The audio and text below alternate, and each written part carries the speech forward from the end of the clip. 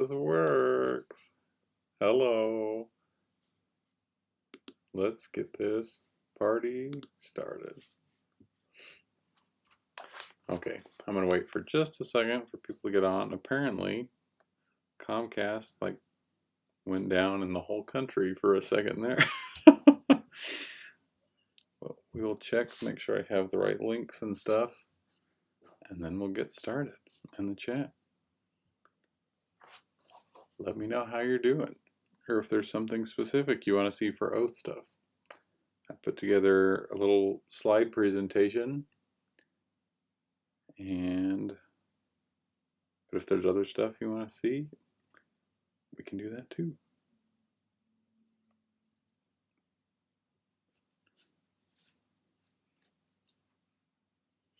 This is my punishment for telling my kids, like, don't watch anything on Netflix while I'm doing the stream. Comcast is like, no one gets to watch anything. Okay, let's look. Is it starting?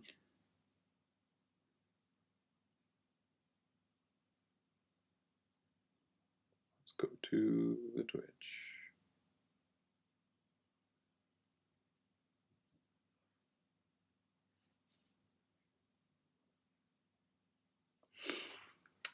Okay, sorry. I haven't done a lot of this before, so I'm going to just find the Twitch chat and we'll start. So, today we're going to be talking about Oath art and the world stuff for Oath. Cole mentioned in his designer diary slash Kickstarter update yesterday that we do things a little bit differently at Leader Games, where a lot of times, almost everybody I know who does illustration for board games, what they're illustrating is like a finished product. So the game will be fully designed, it'll have gone through play testing and feedback and a lot of polish, and then it goes to the illustrator so they know exactly what they're doing from the beginning. We do it a little bit differently, where I get to participate in projects like right at the start. Cole had kind of a specific idea of what Oath wanted to be about, and some different ideas about what to do with the world, and I got to participate in how the world, what I wanted it to look like, or what I wanted it to feel like. And I'm very grateful for that, because I feel like we end up getting a more cohesive product at the end. At least that's how I feel about Root, and hopefully people will feel the same way about Oath too. I gotta get the link for the Twitch so I can see the chat, and then we can ask questions or whatever. Let's see. Let's just go here. Sorry about the technical difficulties. I was so ready. I had lunch. I had a peanut butter and raspberry jam sandwich on gluten-free bread. Lunch of champions. And while I waited, I thought everything's ready to go, and I got the computer ready to stream, and no internet. Here we go. So I am just going to check the chat right there. Okay. Okay, I think we're all ready to go. Okay, so we're going to start into talking about Oath. Send Kyle some internet. Okay. So, this is just one of the art pieces for the mountain landscape, and we'll hop in here. Okay, so the first thing to mention about Oath and the art for it is that it used to be called Saga while Cole was working on it. It's kind of its work in progress name. And we really didn't know what kind of game feeling we wanted it to be. Cole mentioned over, it would have been like at some food court Philly cheesesteaks at Gen Con about wanting to make a legacy style game where the game could remember what you did with it.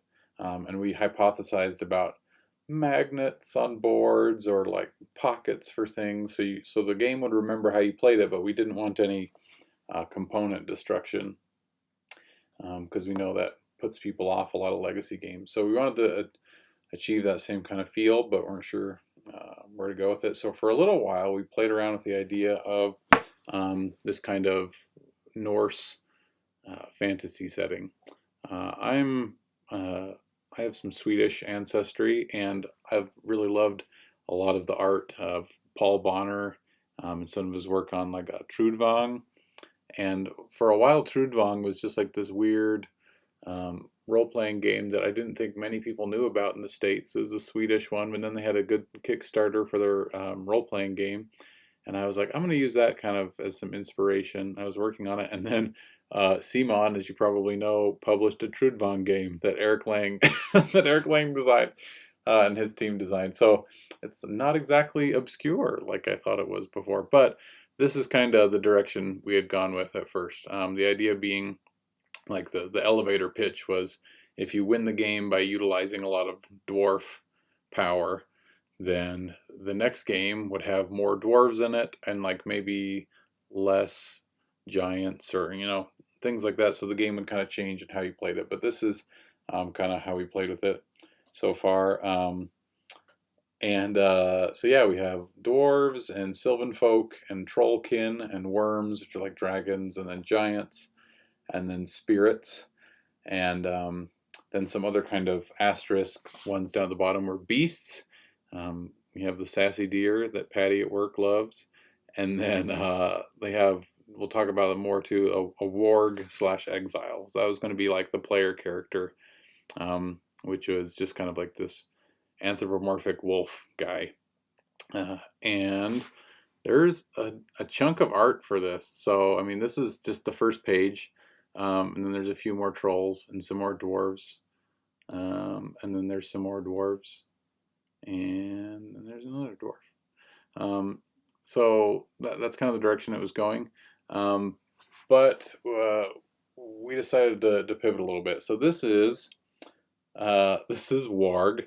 And Warg was kind of like a concept thing that I was working on adjacent or like parallel to Saga or Oath, where Cole was working on this game that remembered what it is. And we kind of realized early on that we wanted it to be a fantasy setting because we could just achieve things that were historical feeling without having to base it on an actual people or mythology. And so I had been working on this kind of world for a while, and we thought maybe we can make them the same thing. Maybe we can implement them and make them the same thing. So this is Warg, and Warg was about basically these anthropomorphic wolf type guys who were kind of the sole wielders of magic in this world, and they, because of that, they were hired out to take care of monsters and fight bad things, but then they're also spurned by society. So if you're familiar with The Witcher, all that stuff will sound familiar to you. And the art was first kind of inspired by a few sources. There's some work by Emily Partridge, who draws a lot of canines, and some great things. Here's some other art inspiration. But we went down the Warg path for a little bit, where I was just doodling this sort of stuff. Let's see. Oh, I have a question on the chat about how do you think being an on-staff artist differs from being a contract artist for games? I think it depends on what you like. I like being part of a team where I feel like I can offer feedback early, and we can talk about what our goals are as a group. Sometimes being an on-contract artist means that you're drawing things that you don't care as much about, because in the end, illustration work is about making someone else's vision come to life. And I am much more in the camp of like the shared vision. I want us to both be working on something that we care about. So I'm extraordinarily fortunate and blessed to have the job that I do. I don't know of many other people who get to be on staff illustrator. Also, contract work and freelance work is a lot about hustling and finding your next job all the time. And I crave stability. And so this has been a good fit for me too. So let's see. So here's some wolves or wargs. Also, another thing about warg being a title is that it's just kind of, it's another like Norse thing, just kind of like being a wolf associated word in mythology. But also, I had never watched Game of Thrones. I'd read some of the books, but I didn't know that warg had taken on this completely different meaning for a huge portion of the populace.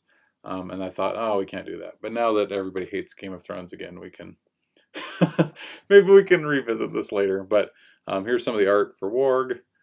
Here's some more doodles for warg, and you can see how some of this kind of sketchy design informs oath, because one of the considerations we needed to make pretty early on is Cole would tell me like there's going to be a ton of art in this game, like a ton of cards, and I thought, okay, I can't do it root style where I'm drawing, you know, complete character drawings and backgrounds for every single card. I gotta have something faster. I gotta do direct ink to paper, no pencil sketches, to just get it done faster. And so that's informed a lot of the style decisions for this. Oh, I got another question. What did you consciously choose to do different between oath and root? I noticed that some of the outlines use more colors in root. Yeah, that's one of the big ones. Is that root? I was doing kind of this cheap version of now his name is escaping me. I know you know, if you follow game art at all, you'll know who I'm talking about. Oh my goodness. He did all the 4th edition book art and he did Pathfinder art. I don't know. It'll come back to me. Oh, maybe during the stream, and if not, I'm going to look it up. But he does this cool thing where all the highlight regions are, you know, really bright white and stand out. And so I was doing kind of like this cheap version or quick version of it where I would make the outlines white on foreground characters and root to set them apart from the background. And for oath, I'm diversifying that a little bit. So not just white. I'm using lots of yellows and orange and other things to make stuff set up from the background. Why am I good at drawing skeletons? I just draw all the time. I have my sketchbook with me all the time. I have it right here. This one is actually almost done. I have one piece of paper literally left in the sketchbook. Just being prolific, I guess. So here's some stuff for Warg. You can also see in the bottom left corner of this image that there is some of the what would become the fox guy, Meeple. I still think of him as a wolf, but enough people have called him a fox, then we're just going with that.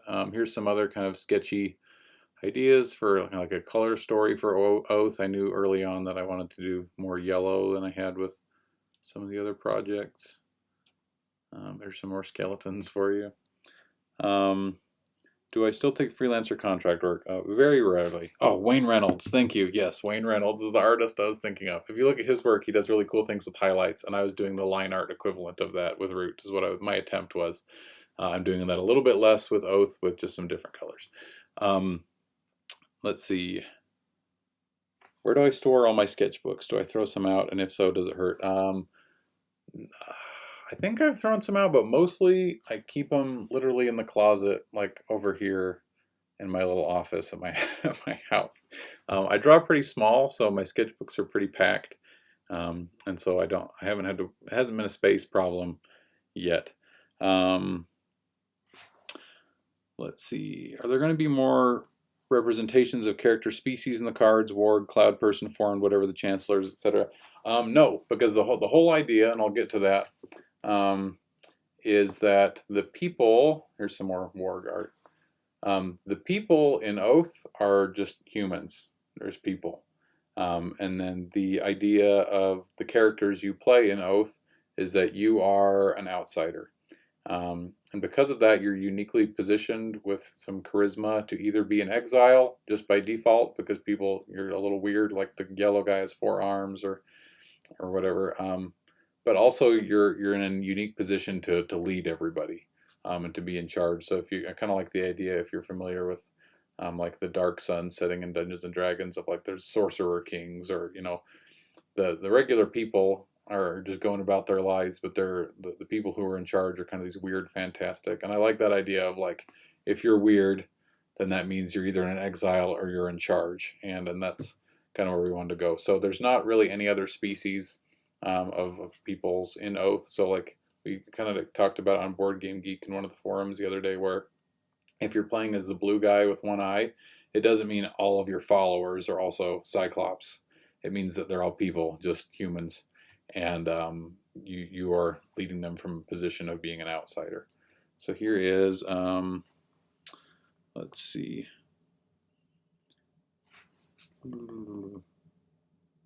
Most people get in trouble for doodling in meetings. Does Patrick get cranky if you doodle in meetings? No, he hasn't. Because no, he knows I'm mostly just working. Let's see, let's see. Well, I'll go ahead and try to think about my perceived tonal differences between Oath and Root. Root seems much more optimistic and Oath more oppressive. Was that deliberate on your part? What has been your tonal focus for the Oath art? So Cole and I talked a little bit about early on when we were talking about using a fantasy setting that we both really love the Chronicles of Prydain books. So most people are familiar with the Black Cauldron, but also like it's the Book of Three and just that series.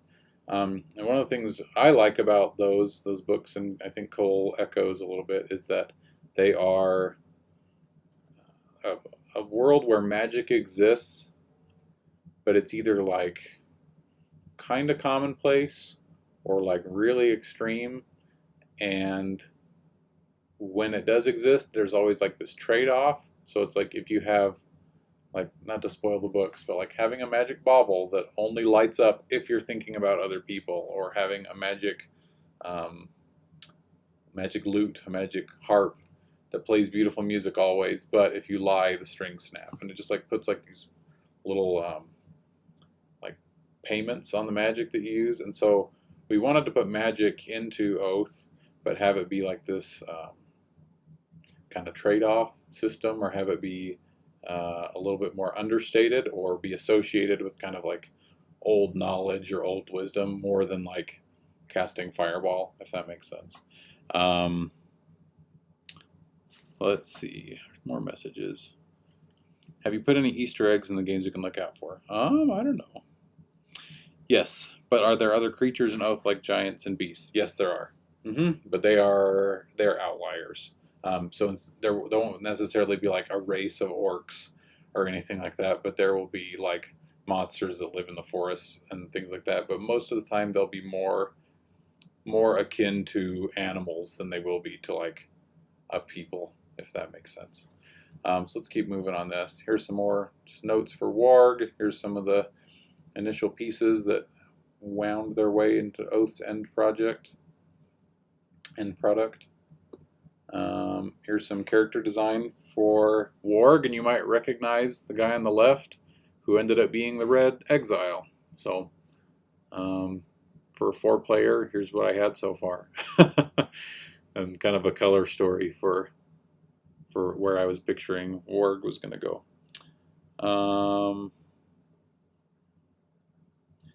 What are you reading now? Leader Game staff seems to be pretty well read. I read. I don't read as much as Cole does, and it'll come up again in the stream. But we just had another baby. We had a baby last week, and so I have 5 children now, and that makes things a little bit busy. But this has nothing to do with Oath. But if you like books, this is a good book. How to Do Nothing. I recommend it to anybody. Doesn't have anything to do with Oath. Do you have an idea for the card sleeve art? Likely the card sleeve art will be pretty similar to what the card back art is, and I haven't done it yet. So we'll cross that bridge when we get to it. Let's see. Let's keep going. Okay, so now we're getting into stuff that actually sticks around with Oath. So because we were still looking at fantasy as a touchstone for what we wanted to do with Oath, we realized as we were going something that we also wanted to avoid with Root, which was like not racially coding anything. And Cole and I would pass articles back and forth to each other and be like, oh, this is an interesting one about You know, the history of orcs being, you know, a stand-in for Asian stereotypes, and then this one is like how that changed to being an African American stereotype when Lord of the Rings um, came to America, and that's how, you know, things are portrayed in World of Warcraft, and it's, so we were very early on. We're like, we don't want it to just be like dwarves, orcs, elves, that sort of thing. And I mean, I think those things are what they are, but we needed a way to have suits in the game, like to have different categories of things. And so this was my initial pitch to Cole about what we could use for suits. And the way I was picturing it was like, if you took one thing from 7 different spectrums and then made it its own spectrum. So like if you took, you know, because I mean, kids cartoon shows come to mind. So like if you have Avatar: The Last Airbender, and you have Captain Planet, those are both properties that have like fire and air, and but like there's little outliers. So like there's no like, I don't know, there's no heart in Avatar, but there's heart in Captain Planet. And so my idea was try and make like 7 different spectrums of things you could find in fantasy, and then take some of the most iconic ones from those, like sword and sorcery and you know, high fantasy type stuff, and then pick the ones that were the most interesting and sort of make it into one spectrum. So like I said, segments of different spectrums, cultural aspects instead of races, and then there would be deliberate overlap. So you have like beasts, which was kind of a holdover from Warg, which is you have, you know, animals, birds, monsters, things like that. Clockwork would eventually be scrubbed. It's now no longer an oath. It got assimilated into others, just because we needed 6 suits instead of 7. But then I got the sword, which became order. Hi, come here.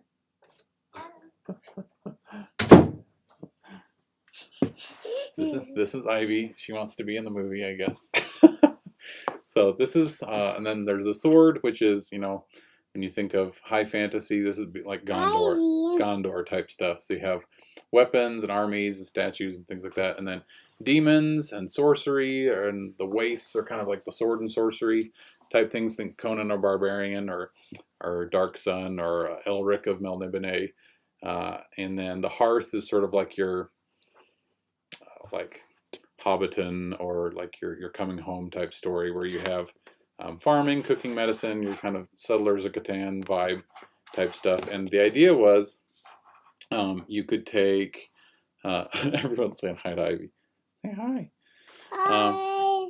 Ivy is what does she most like? Which suit? She is on the nice end of beasts and the nice end of the hearth, and like the troubling end of demons when she has her own ideas. So I'm gonna take her up to her mom real quick, and then I'll be right back. Mom is pulling triple duty right now.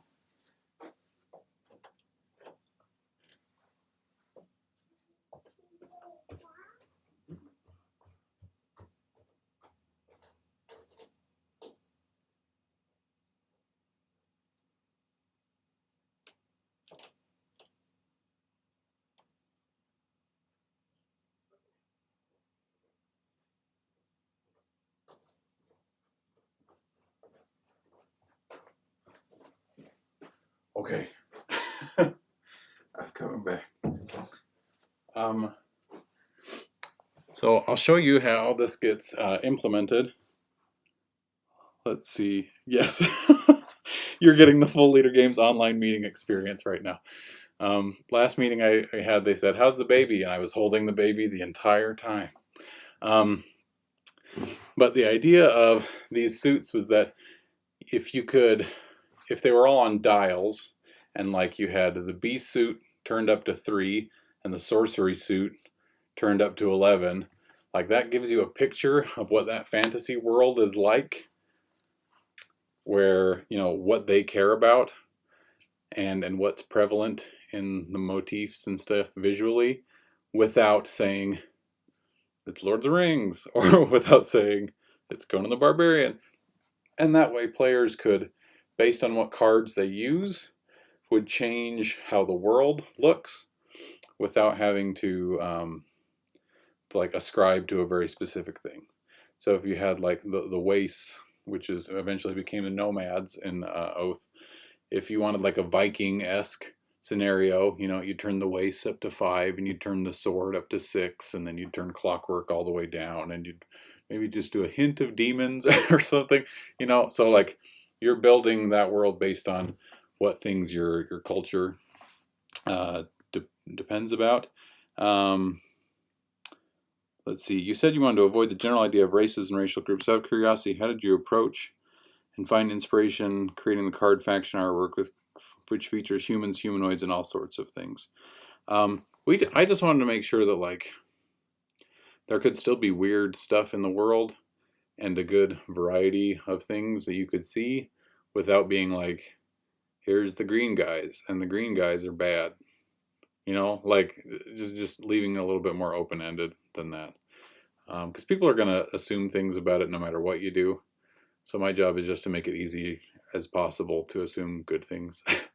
So here is an example, just some early doodles about what I was talking about, those dials. So like you have beasts, clockwork, the sword, demons, the waste, sorcery, and the hearth, and how those things could fluctuate. So like if you have, you know, beasts on a 0 versus beasts at a 5 or a 4, you can see how the world would be different. So like the waste is like nothing, and then like a desert, and then like dunes, and then, you know, lightning hitting a mountain, and then a volcano. Like all those things typify the waste, but they're like on kind of an extreme to unextreme scale.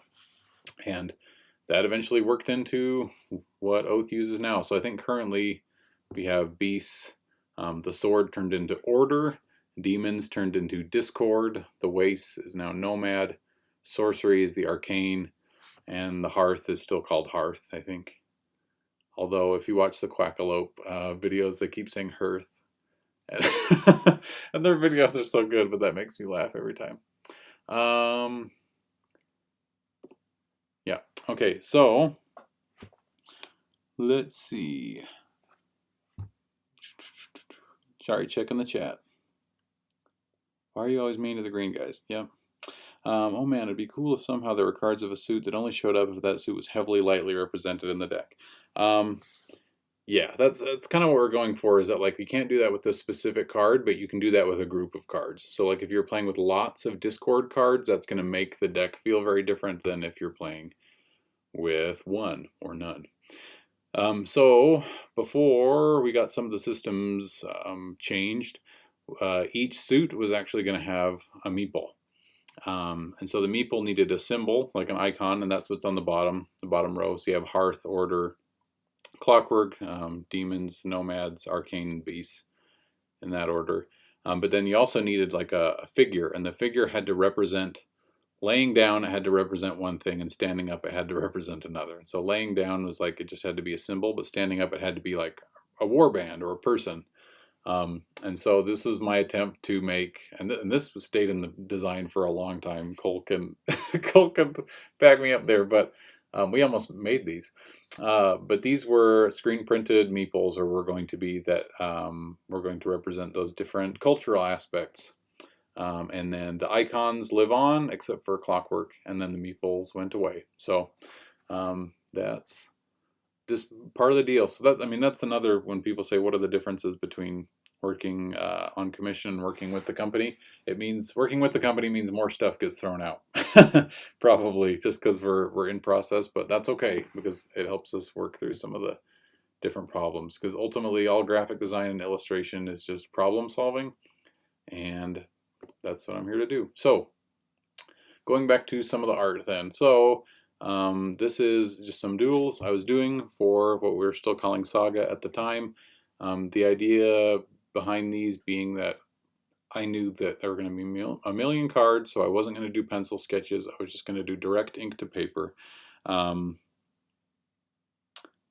See, can you please explain the Nomad design? The other ones seem more self-explanatory. It's just a face. It's a guy holding a stick. So it just had to be kind of neutral. So here are the some Saga just doodles, Oath doodles.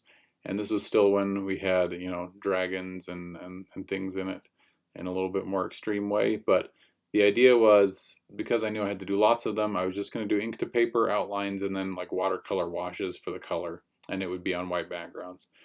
We eventually decided, it was decided for me, that that this left the cards looking a little bit too prototype-ish, too not polished or not finished.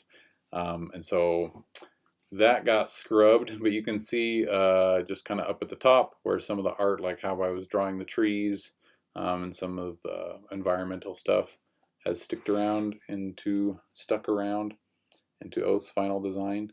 But you can see here we have like a wrestler down in the bottom right, and the halberders. They'll pop up a few more times. So love the giant holding a boat. Love the long neck cat. Yeah, the long neck cat specifically is one that Nick at work, Nick Brockman, was like, I don't like that. Let's see. Any insight on if the visions will mainly be text, or they'll have some really special art? They'll have special art on the back at the very least, just because they need to stand out in the deck. Probably the sides will be the same, so you can't see from the side of the deck how big they are or where they are, but they'll have unique art on the back. Wrestler is a bit silly, yes. Let's see. Are all the grays digital? You said watercolor, but maybe those round spots above the turnips look digital.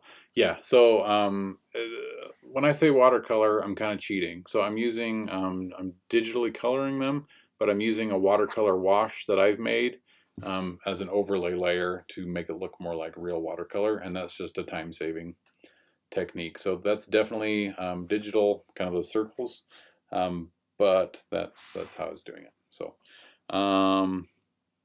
then this was kind of like some mock-ups for what the cards, and I was just sending stuff to Cole to show him kind of the aesthetic that I was going for. So you got animal playmates and balloon spies and living mountain and wrestling, halberdiers and magicians and traveling doctors and crop rotation. So these are all going to be a mix of just those different cultural aspects. So crop rotation would be like the hearth, and magician's script would be the arcane, and how those come into play and how often would affect how the world feels. So I thought it was pretty clever of Cole to come up with that, and for me to help out with that. And there are echoes of that and how the game still works, but it's not quite as literal. But I mean, that's how it goes with a lot of it. If you see any of Cole's design diaries, you can see there's a lot of thought that goes into these things, and then like some things get washed out, but it's the evidence of the care that goes into them is what is maintained. And that's one of my favorite parts of working for Leader Games, if I'm being honest, is that even if we make silly things or things that only we would make, that everybody cares about it a lot, that nobody's phoning it in, everybody's doing their very best work. So anyway, here's just some card concepts. So one of the solutions that I looked at after we said that those watercolor washes were looking unfinished is color coding them. It's using the same wash technique, but color coding using them the icon colors. Let's see. People talking about an art book, maybe one day. People ask about like a root art book, and it's like, well, we're not done with root, so we'd have to do more than one art book. So let's just wait until we're done, and then I'll do one. I don't know how it's going to go with this stuff, but so this is me looking at some of the card art that I had already done and using the colors from the icons that we're making to color code them. So here's the traveling doctor and the magician script again. Here's that mountain, and you can see how I've used the colors from the meeples and icons, and I'm coloring those. Still putting them on white backgrounds, and it was still looking unfinished. Let's see. Yeah, alchemist art used to be clockwork. Yep. Yes, the clockwork art will still be in the game. It's just been assimilated into other things. So here are. So this is the dark times. This is the Middle Ages of Oath's art development. So about this time, when I was working on these things, there were some other game companies that were publishing the art that they were doing. And I was looking at it, and I was just like, Oath is not good enough. It's not good enough yet. And I'm sure if you've worked in any kind of creative capacity, you get that sort of feeling like, oh no, I could do better than this. So I pivoted hard. I decided that I was going to redraw some of the things I've done in a radically different process, and then see where that took me. So I took like this is a card, The Specialist, that I had drawn, and I redrew it. So for these cards, I still did direct ink to paper, but this time I was doing pencil sketches first, and to try and get some of the sizing and proportions that I wanted. And I was doing brush pen first, and then a little bit of just like my fine point pens later. So yeah, here's. So for the one on, let's see, I'll do it this way. So for the Specialist that's all blue, I was doing this pen first, my fine point pen, and then I was doing brush pen afterward to do all the shadow regions, and I basically flipped it for doing the other way. And then I did that with a few pieces. All through Inktober, I did that with a few pieces. So here's Traveling Doctor, here's Wrestlers. I was just kind of exploring how I would do it differently. Here's a few other pieces. And it changed the tone of everything quite a bit. I did like that, like having the full color backgrounds made everything look more complete, but it started getting away from me a little bit. Here's some other ones. And by the time I got to this card,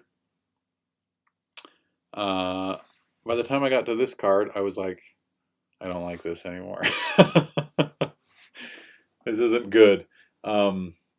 And so I sent a message to Cole, and I was like, I don't really like doing it this way anymore. I think I'm going to change again. And everyone's so supportive. A leader, they're like, oh, it's okay, we can change this. And I'm sure they're like, oh, Kyle, get it together.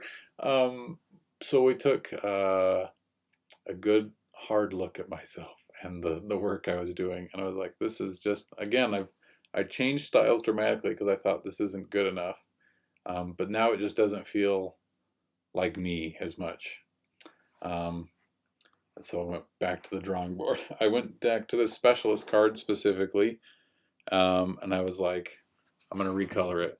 And I'm going to give it a background. So I used a background that I had from Root, and I used a color palette that I'll show you how I made, and I recolored it, and I was like, okay, this is something.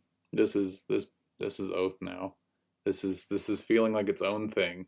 Like, even though I'm using a couple Root assets on the background, this feels like it's its own game now. It's a different thing.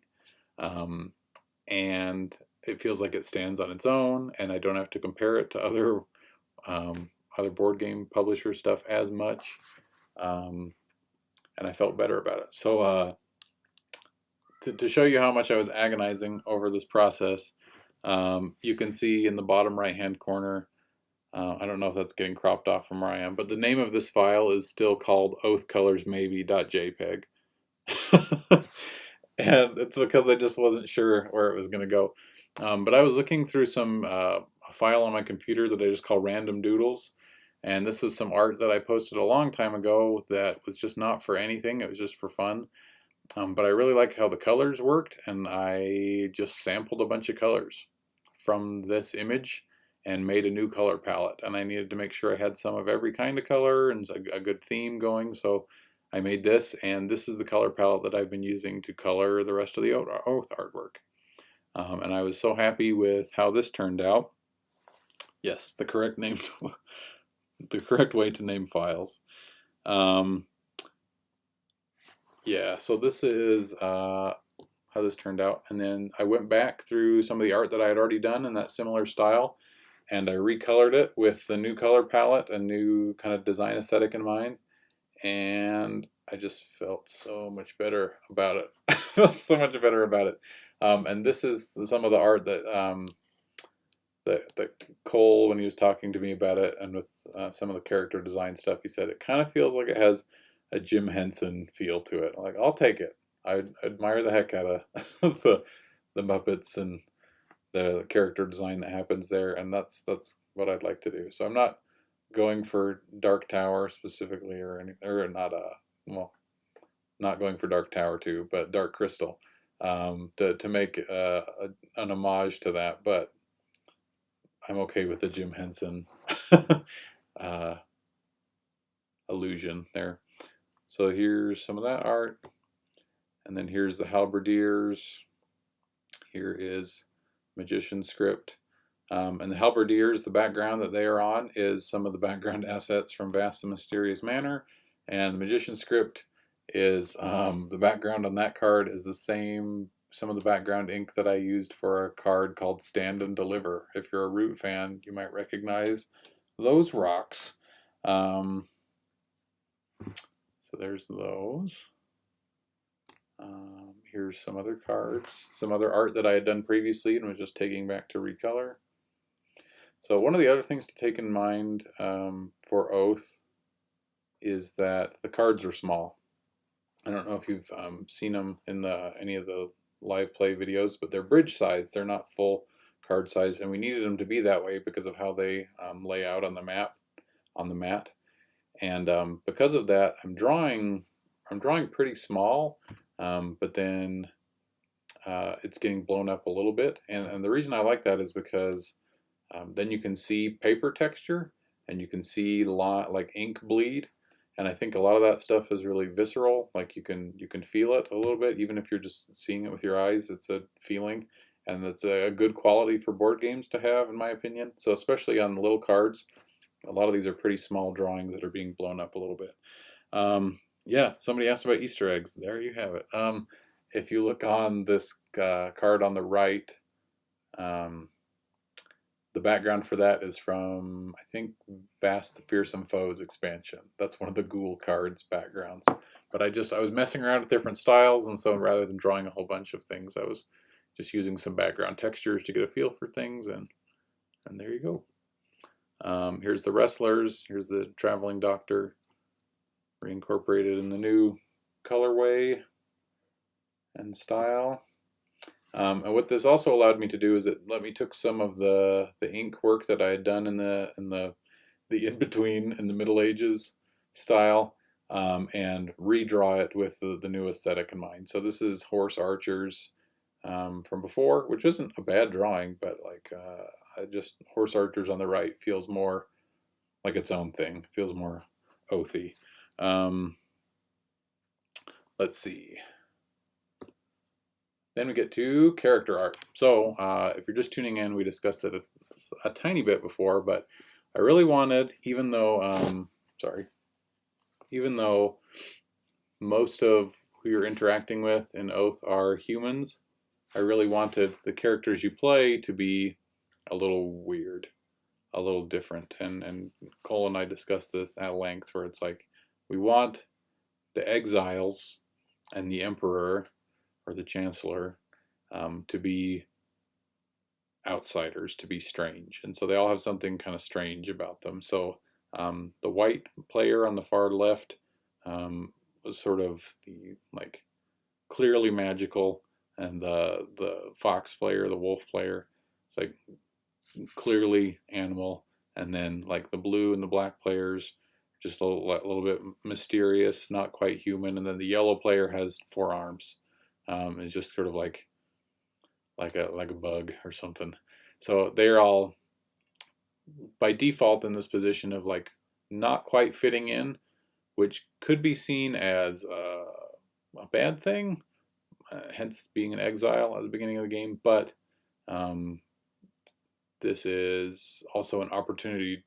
Being set apart from everybody is actually a good thing in Oath, where you're trying to take over, apparently, you know, and make a name for yourself, and being different is a good default starting position for that. So this is still when I was doing the washes, so these are just one color. one of the considerations that I got to make daily was let's see, like color palettes and making sure they're colorblind friendly. So because Oath has 6 suits and at this time 5 players, it was hard to come up with a color palette that worked for that. So we're utilizing black and white and doing that. Let's see. Imaginary human ethnic groups. What happened to the big nose black character? I liked him. You know, I liked him too. I had a character for the Black Pawn originally that looked a little bit different. And if you, I haven't deleted any of those posts or anything. They're on Twitter or on Facebook. And it had a character that had a wide brimmed hat and a long nose, and he was you know, inspired by by a variety of things. But I had a couple people mention to me when I posted some of the character art that it looked like an uncomfortable cross section of a few stereotypes of like Jewish caricature, and I was like, oh no, like that's not what I'm going for at all. And the last thing I would want is for someone to feel like they weren't welcome to play our game. So I redesigned the character. Still went for the same kind of feeling, but just changed it so it wasn't be in any way misconstrued as being an affront to an ethnic group or a religious group or anything like that. So yeah, it makes it. You know, I want to listen to the people, and I think people who are like, no, don't change it, don't, you know, do what you want. They're being overly sensitive, and it's like it's important to listen to what people are sensitive to and care about. Like you can, I don't know, being considerate is an important part of you know, wanting to be part of a board game community. I think, you know, when we do conventions and stuff and we play board games, I love doing that, but board games are such a like a familiar, I hesitate to use the word intimate, but like it's a space where I want to do that with friends and with people that I like and care about. And I think anytime you're doing anything to the board game space to make people feel like they're not welcome, you're kind of ruining it. Like, and you know, I almost understand this you know, like this drive people have to, you know, keep something special by making it just for them. But that's a hard way to live your life. It's a sad way to live your life, especially for something like board games where it can bring people together instead of driving them apart. Let's see. Yeah, I love how the fox character was among the very first sketches. Yep, very much is. Yeah, I like that you can't tell the gender of the exiles too. Yes, also important. Any of them could be anything. Say he, she, they, them about any of them. Let's see.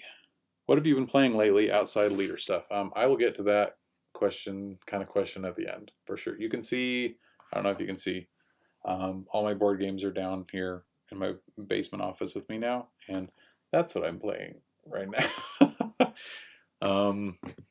So every character needed to have both an exile side and a citizen side. So they got kind of like the scrubby version and the dressed up version. So this is the white player pawn. This is the red one. And I think this art actually might be switched in a lot of the imagery right now, that we have the exile and the citizen mixed up on these, but that'll be fixed later too. And then here's blue pawn. And you can see how we were talking about earlier, I'm not doing as much white outlining like I did with root. There's still a little bit of it, but I'm trying to do more colored outlining to give it kind of its own feel. And then here's yellow. Yellow is usually the color that I play when I play board games because it's easy for me to remember. Unfortunately, I learned that coal does the same thing. So when we play board games, only one of us gets to be yellow. And then here's the new black one. So there you go. And then here's kind of all of them together, what that looks like.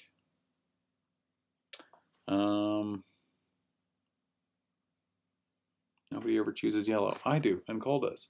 Cloud Person is my favorite. I really like Cloud Person too. Let's see. let's see. Okay, Chancellor. So during the design, Cole came to me and said, um, we need another character. We need another player piece, and it's going to be, the Emperor, the Chancellor, the winner from the previous game.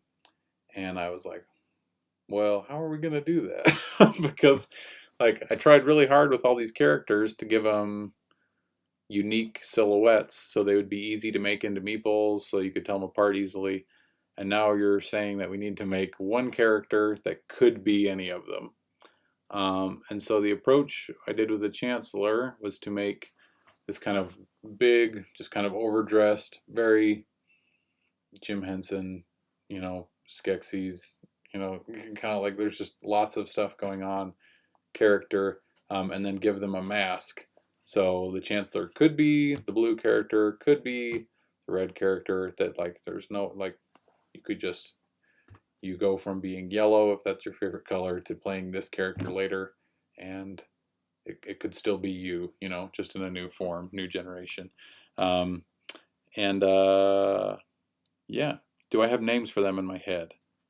No, I don't. One of the great things about Root that we also tried to do with Oath is that we didn't do a lot of backstory stuff built in, because we really want to make it as an open book as possible for people to make their own stories.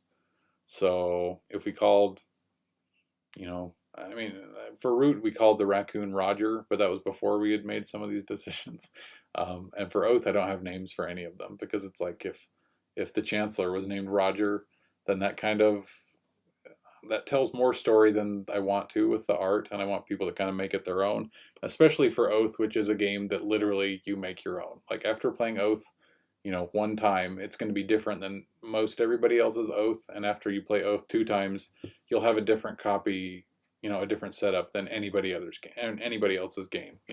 There's a small probability that you'll have it be the same as anybody else's. Let's see. How do you think about this thematically? For example, the fox pawn wins the game and his next he's a fat purple pawn. Right, he puts on a whole bunch of robes and a mask. Because, like, when you think about it, I had to make a character that could be a red fox guy. It could be a 4-armed yellow guy. It could be the blue guy with one eye. So, like, I couldn't give them any features. Like, even if I give them a height that, like, beyond, like, below a certain degree, it's going to rule out some of the players. Like, oh, well, if you're the tall guy, then you can't be the tall Chancellor. So it just has to be neutral. Like, whatever you are, you become the Chancellor at the end of it. You put on this mantle of power. Do I have the card back art yet? No, I don't. Will I make the art for the metal favor coins? Yes, I will. And the magic resin. We're just talking about recently about how to do that. So I have a couple sketches. Let's see. Here's a Chancellor with all the other ones. There's kind of a full body situation, and you can see how big it is compared to the other ones. And I didn't talk at all about the word mark for Oath. So the actual logo for Oath is the ink, and it's ink that I did with this weird pen. I don't know if you can see it in the camera. It won't show me on the stream for a couple seconds, but this is a dip pen. It's just a hollow tube that is flattened on the side, and just dip pen like that. So I drew / wrote the word Oath like 1,000 times, and then picked the one I like the best, and that's what the logo is. Let's see. Can we see the magic and favor sketches? I mean, yeah, if you want. Let's see what I got here.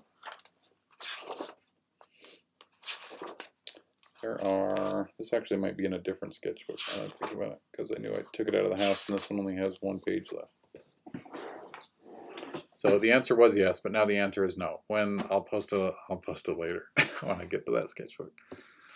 So let's talk. Yes, this is a Dan Barry pen. Thank you. I couldn't think of his name. I was going to find it for later, but Dan Barry, this is his pen that he made, and I bought it and I use it. one of the best things about this pen is doing splatters. So I'll dunk this in just like some lubricated ink, and then because it's a straw, just blow on the end and it splatters on the paper and stuff. So it's cool like that. Is there any content prepared for the journal so far? Not quite yet. Like I said earlier, had a baby last week. All the work that's been done to now has been pre-baby, and now I'm taking some time and focusing on the highest priority things. And the journal is kind of low down on that priority list compared to some other things right now. How do you come up with screen printed meeples? What's the thought process like? The thought process for me for meeples is, first, can you identify them by shape? Because not everybody can tell colors apart as easily as me or just people who don't have color blindness. And so I have an app on my phone that lets me check color blindness. And so that's first consideration is shape. Second is color, that they can be differentiated on different scales. And then character. So like with the root meeples and hopefully with the oath meeples too, it's just like, it's not going to have the detail that a miniature does, but you can still be fond of it. Like you can still like it. You hold up a cat meeple or hold up your oath meeple and be like, this is me, and kind of identify with it in a little way. And so with that, it's going to be, facial expressions or little things to indicate just the slightest amount of character, so people can kind of imprint on it. Not like in a Twilight way, but just like in a I like it kind of way. So now just some box process stuff. I'm totally fond of my otter meeples. Oh, good. Why no green meeple? Because green is a color you cannot use if you want to use red, if you're making your game colorblind friendly. I knew there would be lots of green on the landscape cards, and that meeples will be sitting on those cards a lot. So it didn't make sense to make it from that perspective, and also from a colorblind friendly perspective, because I wanted to use red a whole lot. I kind of decided that early. Some of my first sketches you can see back when we were calling the game Saga, and then also Warg, was that there were red meeples, and I wanted to use it, and I knew that green was not in there. So will any art prints from the games ever be for sale? So that's, I'll show you this real quick while I'm showing the board game stuff. So I draw small, and I draw in a sketchbook, and I am scanning and making it larger so you can see paper texture and ink bleed. And because of that, I don't really have any prints I can sell because they're just in a sketchbook. So I'll give you an example, maybe.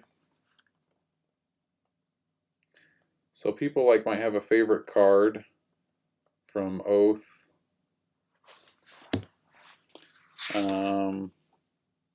People might have a favorite card from Oath, and they're like, "Oh, I want the card art for the specialist." Well, it's like this is that. Like the original art is, I drew two of them on the same page, and then underneath it is the icons for Fort, a different game that we're also making. So like buying the original art of this would be like less than a 3x5 card worth of cutout paper, and on like just sketchbook paper. It's not like archival watercolor paper or anything. So I could sell like prints of things of it, or like Leader Games could make an art book eventually, and that's what I'd like to do. But no original prints, because it would be a little bit weird to do that. What was your aha moment in your life when you realized, I can do this art thing for a living, and how often do you need to keep reminding yourself of that fact? I've always drawn since I was little, since I was in kindergarten and before. I draw Garfield from memory. I always loved drawing. I wanted to be an artist when I grew up. I went on a mission for the Church of Jesus Christ of Latter-day Saints for 2 years, from 2006 to 2008, and didn't draw much while I was doing that because I was just busy. And then got home, got back to Utah, and was like, I don't know what I'm going to do. I don't know if I can make it as an artist as a career. And I went to school for English literature, and I hated it. I wasn't very good at it. I mean, I liked it. I just wasn't good at the classes. And I took some non-elective graphic design classes, and I had a professor be like, "You could do this, you could do graphic design." So I switched majors. I have a Bachelor of Fine Arts in Visual Communication.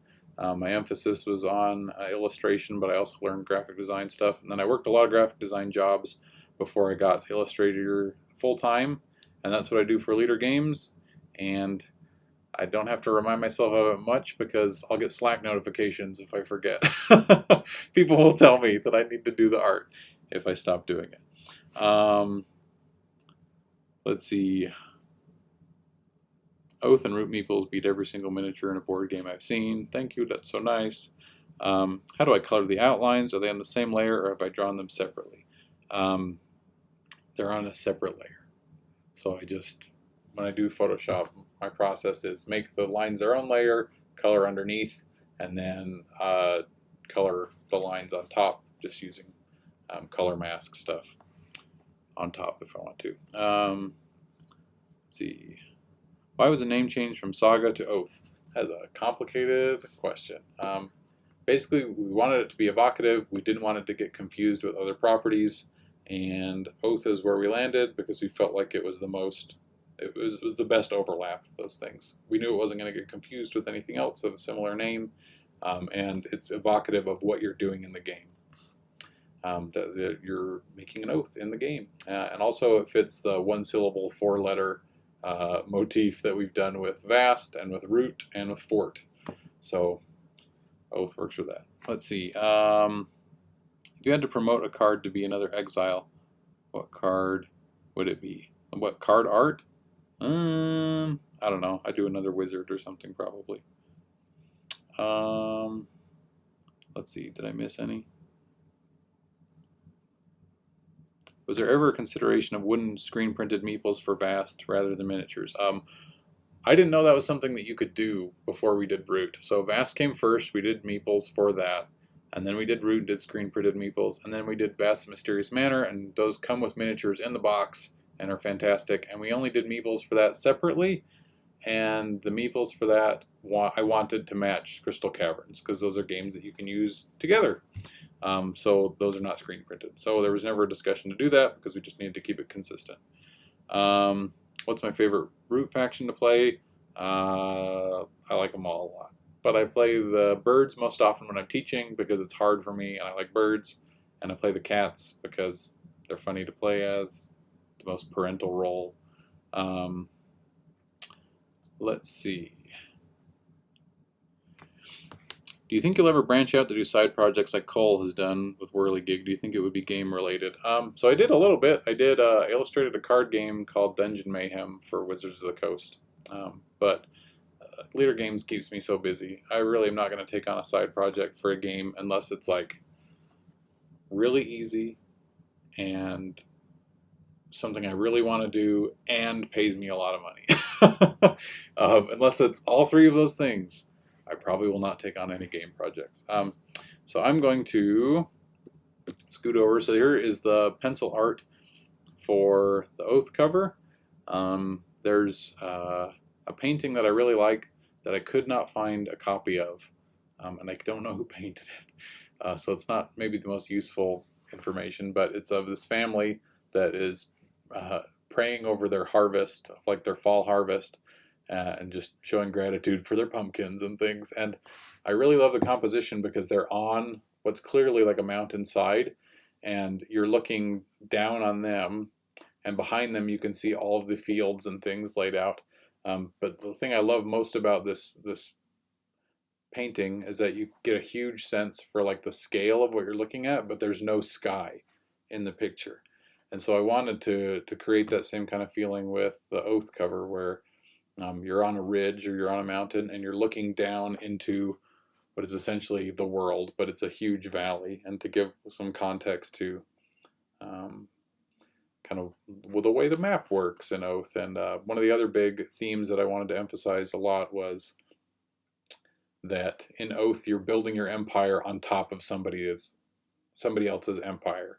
And that meant I wanted, castles coming out of ruins, towers being built on top of other castles, and flags and being planted in rocks, and trees sprouting out of structures and on top of old building, because in Oath, what you're doing essentially is you're making your mark on the world, but everything you're doing is on top of somebody else's world that they've built.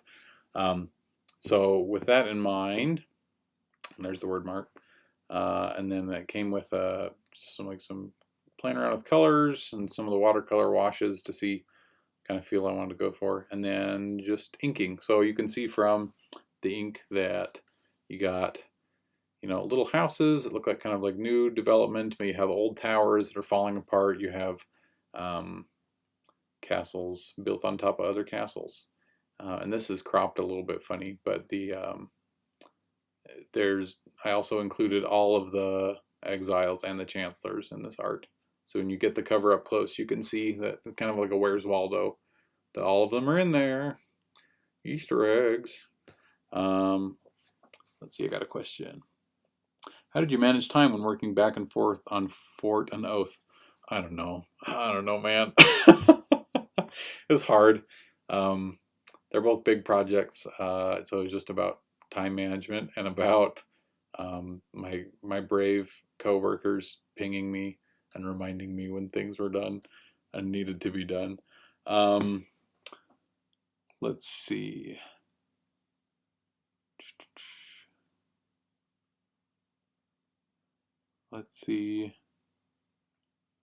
How did Patrick and Cole know that they could squeeze so much independent art out of you for this project? Because they pay me to. I work for Patrick. He's my boss, so if he says do this, and I say yes, thank you for the money.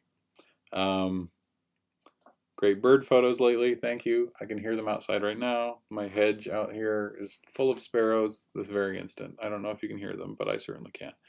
I think I caught the end of you explaining why the other characters don't have a Chancellor version, but somehow showing each PC as a Chancellor seemed to make it a lot of sense. Why not? Sorry if you already explained this. Oh, it's okay. Basically, I just needed the Chancellor to be big enough and masked and featureless enough that any of the exiles could be the Chancellor. And that's all it was. So I tried to make it mysterious and kind of creepy, and that's what I went. That's what I went to.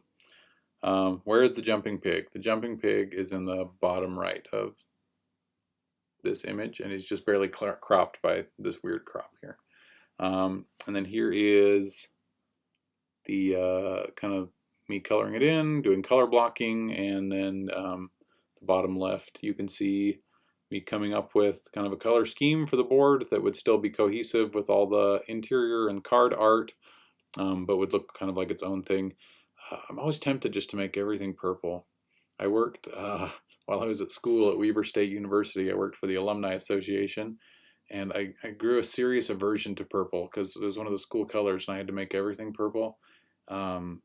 And for a while I hated purple, but now I subconsciously make everything purple. Vast is purple, Root Underworld is purple, and so I was like, I'm not going to make Oath purple. But it's a little purple in the middle there, and just wanted to give it kind of that atmosphere of like, here's the foreground, here's the background, and so yeah, here's the box art, all told. There's the pig in the right hand corner. This is while I was still working on some of the details, but I had some of the overarching stuff done. Let's see, Weber State, are you a Damian Lillard fan? Yes, I actually, because I worked for the Alumni Association and for the bookstore, I designed the shirts that they wore at the draft party when Damian Lillard got drafted to the Trailblazers. So if you've seen the shirt where Damian Lillard is just running with the ball, I drew that shirt. Fun facts about Kyle. Will I be at Origins Game Fair? Yes, I probably will. It's the convention that's on Father's Day every year, and I hate that about it, but I'll probably be at Origins. If I wanted to print the cover art and hang it in my living room, can I have a high-res file, please? I am not going to post a high-res file of this box art right now. I'm sorry. We still need to make the game and still print it. And I don't want to be putting a whole bunch of assets for people to make their own yet, because we need to sell it so I can have a job. Let's see, let's keep going. And then there is the box art with my name and Cole's name and the subtitle. word mark that I made. You can see statues toppled over, and the background stuff gets covered up. But then, and then I think kind of the last stuff I've been able to work on for Oath is just the board art. When we posted it on Kickstarter, it was just kind of a neutral texture that Cole made with some of the art assets. We had lots of people saying, "Why is the board boring?" I was like, it clearly says that it's a work in progress. I'm going to have a baby in 2 days, please. And people were like, "Why is the board not finished?" And I was like, please, just, it's almost done. I'll do it. And then more and more board game forum, like board game geek forum. Why is the board tan? And I was like, oh, so no joke.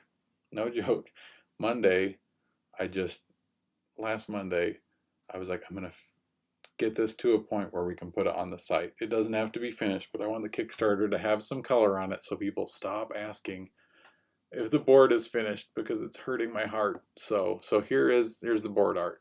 And you can see, if you've been through the whole stream, where some of the art from back when we were calling it Saga works its way into kind of the aesthetic for this. So here's kind of the cradle. Here's the provinces. And here's the hinterlands. And all of these will be a little bit more fleshed out. This is just so people would stop being sad at me on Kickstarter. But so literally Monday I finished this and we got it posted, and then Tuesday I had a new son enter the world. So that's the story of the Oath board. Let's see, I'm just about, no, I was part of the group complaining about the board. I'm very sorry. It's okay. It was just like, it was just driving me crazy, because it's like, oh man, I like Root won awards for art, and I don't say that to brag, but more just like people were thinking that I was done with the Oath board, and I was like, have some faith, have some faith in me that I'm not just gonna let it be a tan board. Let's see. All I heard is I want more purple on the board. There probably will be more purple and more orange on the board. Let's see. Let's see. Yeah, this is the animated game cover from the video that Carol so nicely made. And I thought I would just leave it on this and do any questions that are left in the chat, and then kind of wrap this up. So the board is your greatest accomplishment for just about 24 hours. Not even that. Not even 24 hours. So this was like a midnight run finishing situation, and then baby was born the next day before midnight. So let's see, can you teach me how to make my beard look as majestic as yours? Sure. So shaving for contour, you got to shave your cheeks and your neck so people can tell where your beard begins and ends. And then use just like a dime's amount of beard oil to keep your face moisturized so you don't get beard drift. And then if you're feeling extra fancy, you can use whatever hair product you're using or some beard balm to shape your beard and mustache however you would like. I don't know. Beard questions are funny. Everybody's different. Let's see. Will you be at PAX East? I'd love to get my copy of Root signed. I will not be at PAX East. I've been every year for a while now, and it's a great convention to go to, but new baby. I will not be at PAX East this time. But I will be back again. Can you comment on space skeletons? Yeah, we have some projects in the works that are going to be coming after Oath and after Fort gets published. And I'm excited about them, and it probably doesn't make sense to promote much about them now, lest I take away from what we're doing this instant, but you should be excited for future projects that Patrick is designing and that Cole is working on with him and the whole team. We have such a good team at Leader Games, and I cannot say enough about how grateful I am to work with such cool people who care about what they're doing. Let's see. Everything looks good. Can't wait to see it finished and you to play it. Thank you. 100% faith. Thank you. What will be on the metal coins? It's a good question. So in my mind, whenever I think about what money is, I always think about trading chickens for things, like bartering. And it's like, here's a chicken, I'll give you a chicken, and then you give me tools, and I'll give you a chicken and you give me grain. And it's just like this ideal of a person with a chicken farm who just needs other things and knows that not everybody wants chickens, and so he invents money. And so I don't know. I have an idea about wanting to include some kind of chicken on the coin. I don't know if that'll make it into the end product, or if my coworkers who are listening to this right now are mortified about the oath chicken coin that I'm proposing. Let's see. As everyone is asking conventions, will you cross the Great River for Essenspiel?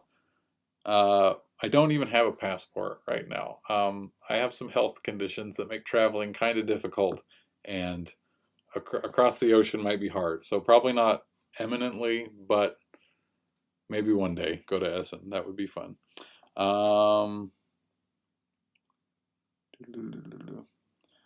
What animal would you want to add as a faction in Root? I'd love to see some toads and frogs. I think that would be fun too. So Root's art was based on a game we were working on and will continue to work on called Path. That was Patrick's design. And Path's art is where a lot of the Root stuff got started. And back when it was like, it was all, behind the curtain, deep dive stuff. But I drew a bunch of art for anthropomorphic creatures, but only one of them was a mammal, and it was a cat. And then the rest were lizards, and that became Lizard Cult. There were also beetles, and there were frogs, and there was a spider. So there were lots of things that didn't end up in Oath, but I would like to do a frog or a toad eventually too. More skeletons, awesome. Any personal lore interpretations you'd quickly share on the history and realm or exile races in Oath? My first thing is just that the exiles are not races. They're just odd people. They're just charismatic oddities. So like, if you're the Cyclops guy, you're the only Cyclops guy. And all your war bands are just dudes and ladies and everything in between. So that there's not really any races that way. And then, like I said earlier, monsters and things will mostly be more like animals and less like, a race of people. Let's see. What is magic going to look like? I heard it will be stackable. Yes, it will be stackable. Magic will probably take the form of some kind of resin, like caricaturized book. Think of it in that way, because the magic in Oath is more representative of like secret knowledge. So it'll be kind of like a book. You've definitely been recognized for having a signature style. Do you feel like that hinders you in future projects? I don't know. We'll see. We'll see. There's a great letterer. She does like really great just lettering work for books and publications named Jessica Hish, and she came and spoke when I was in college, and she talked to us briefly about just specializing. She was like, there are some people who make their whole career just being really good at drawing chocolate. And like when you have a chocolate that you need illustrated, you go to this specific guy who only draws chocolate, and he does it on like his computer that he'll never update because he's worried that the software will ruin his specific process, and he only draws chocolate. And like, it pays his bills, and there's a lot to be said about trying to diversify and like be good at a lot of things, but like it's okay to be kind of good at one or two things too, and just branch out a little bit at a time and do things that you care about, and that'll show in your work. Let's see. Boy, now the chat's going crazy. I vote for chicken money. Is favor the same as coin? No, not really. So that's why I'm on the fence about doing that. Are there any licenses you'd like to work with someday? It'd be fun to work with certain constraints while still using your style, or do you like the broader freedom of new property? I think it depends, because especially with board games, I don't know that like anybody is going to come to Leader Games and say, will you draw a Firefly game in the style of, will Kyle Ferrin draw it? Like they'll want to use their own photography and art assets and stuff. They're not going to use my stuff. So that's kind of hard to say. I would love to do a sci-fi game. I'd love to do a Western game. There are lots of things like that could be fun, but might be later on down the line might be a little bit complicated. Let's see. Someone said bats. Yeah, there's at least one bat character for Root that is going in the Root RPG that Magpie Games is publishing. And so I've literally have already drawn a Root bat. It exists. Also Frog, actually, too. Favorite game mechanic? I like games that are funny and like in that way. So like Galaxy Trucker is a very funny game, and Root can be very funny. Like when you do things that like are narratively like, what are you doing, and just like make people laugh. So I think games that can surprise you with what you can do with the mechanics. That's not like a specific game mechanic, but just like games that force you to think differently about the people you're sitting around the table with. I really like that. What style would you want for the next game you're making? Sci-fi, Norse again? Please be Norse. We've done a lot of sci-fi or a lot of fantasy games, so we'll see. We'll see how that goes. Sometimes it's just the best fit. Like Oath, a fantasy setting was the best fit, but we'll see. How many cards have I done? Oh, I don't know. Don't make me work. I don't want to look. Some. I haven't done nearly the level I need to have the game finished, but I do have enough time to finish the game. Let that be my answer.